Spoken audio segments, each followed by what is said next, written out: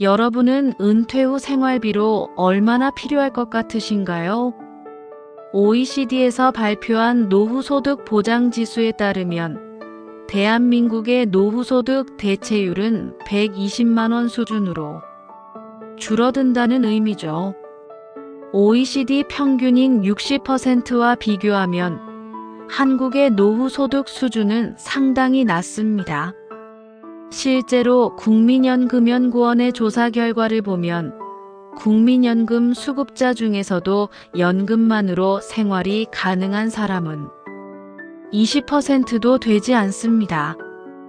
대다수의 은퇴자는 별도의 추가 소득이 없으면 생활 자체가 어렵다는 뜻이죠. 이 때문에 많은 중년층이 은퇴 후에도 경제적 걱정을 안고 살아갑니다. 중요한 점은 우리가 단순히 돈이 부족한 것이 아니라 잘못된 소비 습관이 노후 재정을 더욱 악화시키고 있다는 사실입니다.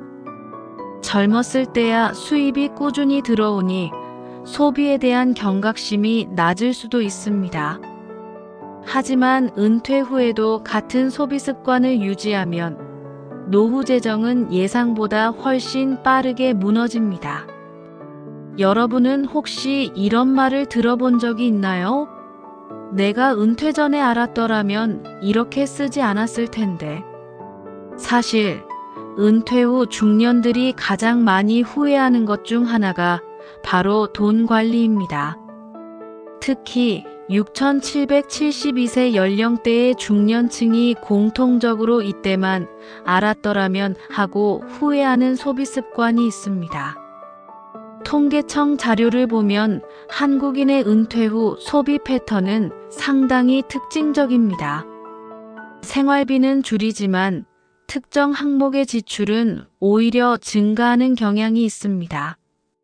예를 들어 건강 관련 소비, 자녀 지원비, 취미 생활비 등이 예상보다 훨씬 큰 부담이 되는 경우가 많죠. 지금 당장은 사소해 보일 수도 있지만 이 소비 습관이 몇 년 후 여러분의 경제적 위기를 불러올 수도 있습니다. 이 정도는 괜찮겠지라는 생각으로 유지했던 소비 습관이 결국 노후 빈곤을 가속화하는 원인이 되는 것이죠. 그래서 오늘은 6,772세 중년들이 후회하는 5가지 소비 습관을 짚어보겠습니다. 지금이라도 고치면 여러분의 노후가 훨씬 더 안정적일 수 있습니다. 과연 어떤 소비 습관이 가장 큰 후회를 불러올까요? 지금부터 하나씩 살펴보겠습니다. 여러분의 행복한 노후를 위해 구독과 좋아요 눌러주시고 영상 끝까지 시청해주세요. 여러분, 은퇴 후에도 편안한 삶을 살고 싶으시죠? 하지만 은퇴 후의 삶은 생각보다 훨씬 가혹할 수 있습니다. 우리가 무심코 하는 소비 습관이 몇 년 후 나 자신을 절망의 구렁텅이로 몰아넣을 수도 있습니다. 오늘은 많은 중년들이 이때만 알았더라면 하고 피눈물을 흘리며 후회하는 5가지 소비 습관을 알려드리겠습니다. 그리고 이 중 특히 가장 위험한 3가지 사례를 집중적으로 살펴보겠습니다. 자녀에게 모든 걸 쏟아붓다 결국 생활고에 시달리는 부모들. 67세의 이승조 씨는 퇴직 후 2억 원의 퇴직금을 받았습니다. 하지만 아들이 결혼을 한다고 하자 1억 5천만 원을 결혼자금과 전세 보증금으로 지원해줬습니다. 그리고 남은 5천만 원으로는 내 집 마련에 보태 쓰라며 추가로 보냈죠. 부모가 도와줘야지라는 생각이었습니다. 하지만 불과 3년 후 이 씨는 남은 돈이 거의 바닥났다는 걸 깨달았습니다. 국민연금으로는 기본 생활비도 부족했고 결국 생계를 유지하기 위해 경비원, 마트 배송 아르바이트를 전전해야 했습니다. 하지만 몸이 예전 같지 않아 일하는 것도 쉽지 않았죠. 내가 자식한테 너무 퍼줬구나. 그제야 후회가 밀려왔습니다. 전문가들은 은퇴 후에는 자녀보다 자신의 삶을 먼저 챙겨야 한다고 조언합니다. 자녀를 돕고 싶은 마음은 이해되지만 부모가 먼저 무너지면 결국 자녀에게 더 큰 짐이 될 수도 있습니다. 건강을 소홀히 했다가 의료비 지옥에 빠지다. 70세의 박준영 씨는 젊었을 때 건강검진을 자주 받지 않았습니다. 괜찮겠지. 나는 건강하니까라고 생각했던 것이죠. 하지만 은퇴 후 5년 만에 당뇨와 고혈압이 심각해졌고 급기야 신장병까지 찾아왔습니다. 이제는 한 달 병원비와 약값만 50만 원이 넘습니다. 여기에 한 번 병원에 갈 때마다 추가 비용이 발생하니 연간 의료비가 1,000만 원을 훌쩍 넘어갔습니다. 더 끔찍한 것은 의료비를 감당할 돈이 없어도 치료를 멈출 수 없다는 것입니다. 젊을 때는 건강관리도 돈이라고 생각하지 않지만 노후에는 상황이 달라집니다. 한 번 병을 얻으면 그때부터 평생 약과 병원비에 돈을 쏟아부어야 합니다. 의료비 때문에 일상생활이 힘들어지고 돈 걱정까지 해야 하는 상황 여러분은 피하고 싶지 않으신가요? 전문가들은 건강은 선택이 아니라 필수 투자 항목이라고 강조합니다. 정기적인 건강검진, 올바른 식습관, 꾸준한 운동이 미래의 의료비 폭탄을 막는 가장 확실한 방법입니다. 취미 생활을 무리하게 하다가 파산 위기에 몰리다. 김주성 씨는 은퇴 후 시간을 즐기기 위해 골프를 시작했습니다. 처음엔 가볍게 배우려 했지만 어느 순간 월 45회 라운딩, 고급 골프채 구입, 해외 골프 여행까지 다니면서 매달 150만 원 이상을 쓰게 되었습니다. 돈이 부족해지면서 그는 결국 신용카드를 사용하기 시작했고 시간이 지나면서 카드 빚이 1,500만 원을 넘어섰습니다. 결국 김 씨는 퇴직금을 모두 써버리고 월세로 이사를 가야 하는 상황까지 몰렸습니다. 취미는 즐거움을 위한 것이지만 과도한 소비로 인해 생활 자체가 흔들린다면 그것은 더 이상 취미가 아닙니다. 전문가들은 은퇴 후 취미 생활은 반드시 예산을 정하고 소득 범위 내에서만 즐겨야 한다고 조언합니다. 오늘 살펴본 사례들, 여러분은 어떻게 느끼셨나요? 우리도 모르는 사이에 이런 소비 습관을 가지고 있다면 지금이라도 고쳐야 합니다. 그렇지 않으면 몇 년 후 여러분도 같은 후회를 하게 될지 모릅니다. 지금부터 중년들이 반드시 후회하는 소비 습관 5가지에 대해 자세히 살펴보겠습니다. 놓치지 마시고 집중해 주세요. 첫 번째 후회하는 소비 습관은 자녀에게 과도한 지원을 하는 것입니다. 많은 부모들은 자녀의 성공을 위해 퇴직금, 저축, 심지어 연금까지도 아낌없이 사용합니다. 하지만 그 대가로 자신의 노후는 더욱 불안정해집니다. 71세의 김한중 씨는 은퇴 후 받은 퇴직금 2억 원을 전부 아들의 결혼 자금 1억 원, 전세 보증금 지원 7천만 원, 손주 돌봄 비용 3천만 원으로 사용했습니다. 우리 아이만큼은 고생시키고 싶지 않았다는 마음 때문이었죠.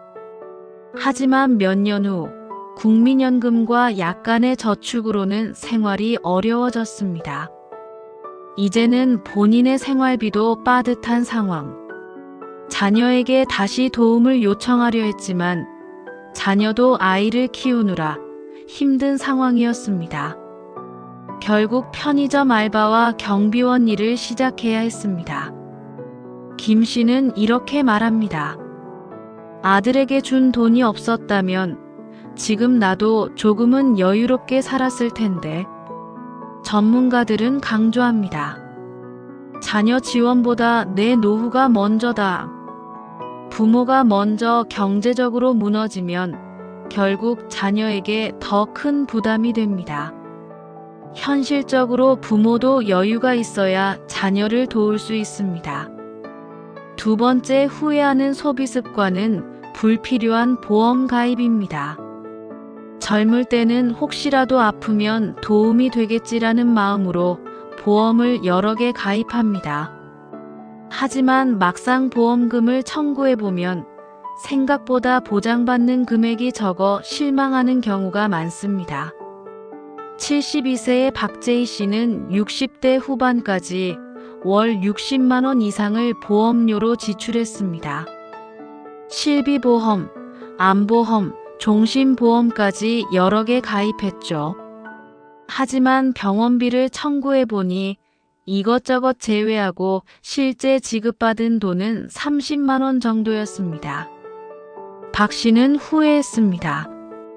보험료로 낸 돈을 차라리 저축했으면 지금이라도 여유롭게 살 수 있었을 텐데 은퇴 후 가장 중요한 것은 내가 실제로 받을 수 있는 혜택을 점검하는 것입니다. 보험은 많다고 좋은 게 아닙니다.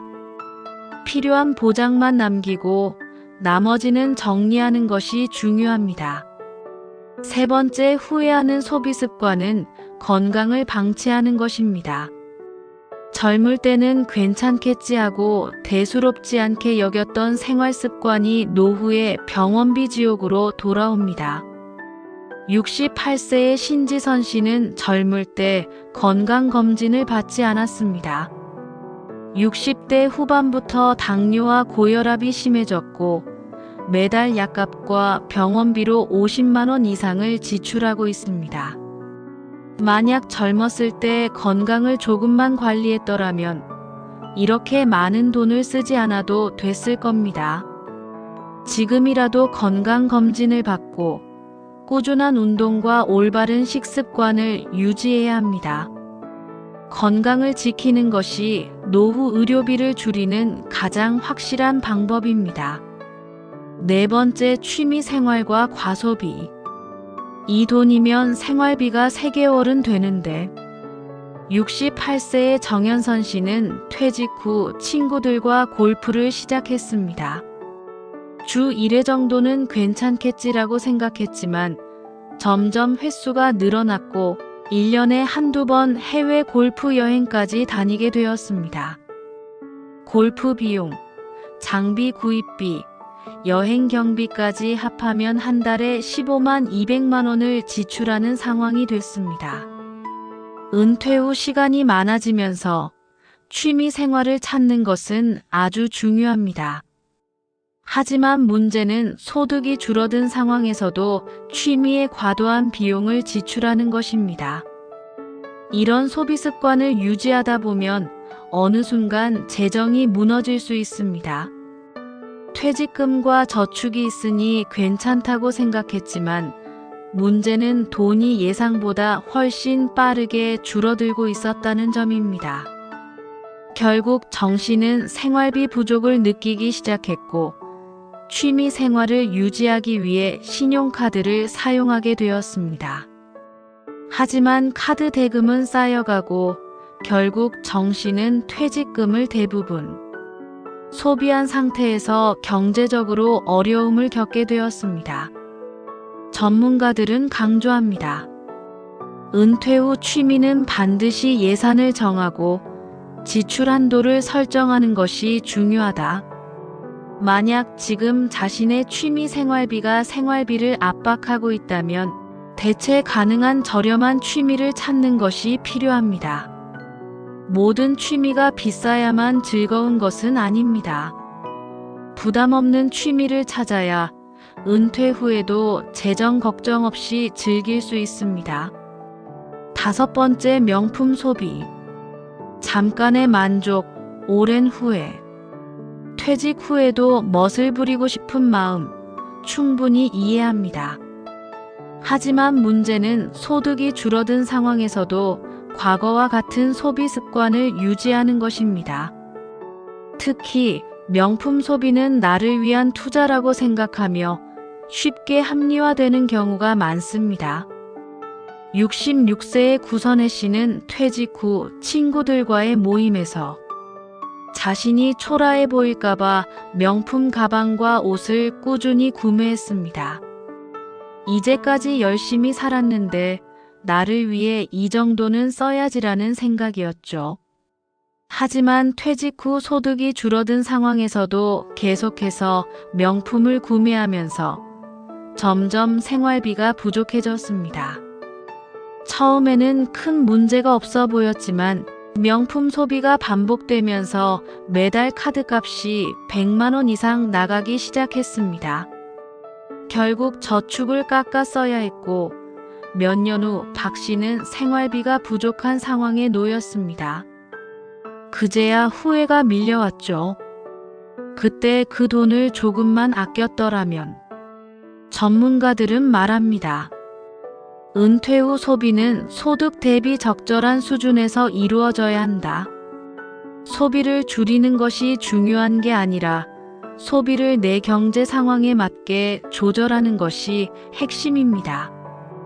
자신을 위한 소비는 중요하지만 내 미래를 갉아먹는 소비는 결국 후회를 부릅니다. 나를 위한 투자라면 명품보다는 내 건강과 안정된 노후를 위한 투자가 먼저 아닐까요? 마지막으로 우리 중년들이 노후 재정을 안정적으로 유지하는 방법에 대해 알려드리겠습니다. 이제 우리는 후회하는 소비 습관이 노후 재정을 얼마나 위협할 수 있는지 알게 되었습니다. 하지만 후회만으로는 아무것도 변하지 않습니다.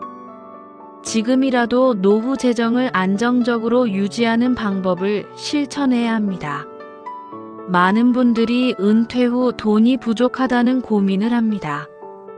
하지만 문제는 단순히 돈이 부족한 것이 아니라 돈을 관리하는 방식이 잘못되어 있는 경우가 많습니다. 돈이 아무리 많아도 새는 곳이 많으면 금방 사라지고 적은 돈이라도 철저하게 관리하면 안정적으로 유지될 수 있습니다.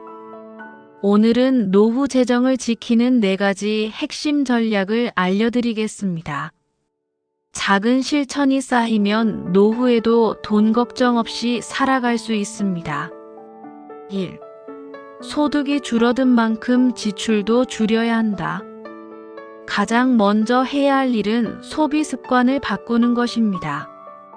많은 분들이 은퇴 후에도 예전처럼 소비하는 습관을 유지합니다. 하지만 소득은 줄었는데 소비를 줄이지 않으면 결국 노후 자금이 빠르게 바닥나게 됩니다. 소비를 줄인다는 것은 하고 싶은 걸 못한다는 의미가 아닙니다. 꼭 필요한 곳에 돈을 쓰고 불필요한 지출을 줄이는 것입니다. 예를 들어 과거에는 외식과 여행을 자주 다녔다면 이제는 횟수를 줄이고 자동차 유지비가 부담된다면 대중교통을 적극 활용하는 것이 필요합니다. 2. 국민연금 외에도 추가적인 소득을 만들어야 한다. 많은 분들이 은퇴 후에는 국민연금으로 생활할 수 있을 거라고 생각합니다. 하지만 현실은 다릅니다. 국민연금만으로는 기본적인 생활비조차 부족한 경우가 많습니다. 그렇기 때문에 노후에도 작은 소득이라도 꾸준히 만들어야 합니다. 소득이 많지 않아도 괜찮습니다. 매달 5만 100만 원이라도 추가 소득이 있으면 생활의 질이 크게 달라질 수 있습니다. 중요한 것은 완전히 일을 그만두는 것이 아니라 적당한 수준에서 꾸준히 소득을 유지하는 것입니다. 3. 돈을 불리는 것보다 돈이 새는 곳을 막는 것이 먼저다. 많은 분들이 노후에는 돈을 더 많이 벌어야 한다고 생각하지만 사실 돈을 불리는 것보다 중요한 것은 돈이 새어나가는 곳을 막는 것입니다. 노후에는 얼마나 돈을 버느냐보다 얼마나 돈을 아끼느냐가 더 중요합니다. 작은 지출이라도 줄이면 그만큼 노후가 더 안정적일 수 있습니다. 4. 건강을 지키는 것이 최고의 재정 관리다. 은퇴 후 가장 많은 돈이 들어가는 곳이 어디일까요? 바로 의료비입니다. 건강을 잃으면 의료비로 엄청난 돈이 나가고 이는 노후 재정을 심각하게 흔들 수 있습니다. 따라서 건강을 지키는 것이 곧 최고의 재정 관리입니다. 건강이 좋으면 불필요한 의료비 지출을 막을 수 있고 더 오랫동안 경제 활동을 할 수도 있습니다. 건강한 몸이 결국 노후 재정을 지키는 가장 확실한 방법입니다. 우리는 살아가면서 노후가 되면 편안해질 거야 라는 기대를 품습니다. 하지만 현실은 다릅니다. 지금도 수많은 사람들이 노후 파산을 겪고 있습니다. 은퇴 후 생활비가 부족해 월세도 내지 못하고 병원비를 감당하지 못해 치료를 포기하는 사람들. 이럴 줄 알았으면, 그때 조금만 더 신중했더라면, 조금 더 준비했더라면 지금 이렇게 힘들지는 않았을 텐데. 노후 파산은 결코 먼 이야기가 아닙니다. 자녀를 위해 너무 많은 돈을 쓰고 불필요한 소비를 줄이지 못하고 건강을 관리하지 않아 의료비 부담이 커지면 몇 년도 채 지나지 않아 돈이 바닥나는 것은 순식간입니다. 통장 잔고는 줄어들고 국민연금만으로는 생활이 어려워지고 남은 돈은 점점 바닥나는데 당신은 과연 이 상황에서 버틸 수 있을까요? 이제는 마트에서 장을 볼 때도 가격표를 먼저 보게 됩니다. 먹고 싶은 것을 살 수 없고 병원비가 아까워 통증을 참고 손주들 용돈을 주고 싶어도 지갑이 허전합니다. 이렇게 살려고 평생을 일한 게 아닐 텐데 나는 아닐 거라고 생각하시나요? 하지만 지금 당신의 소비 습관이 이 미래를 결정합니다.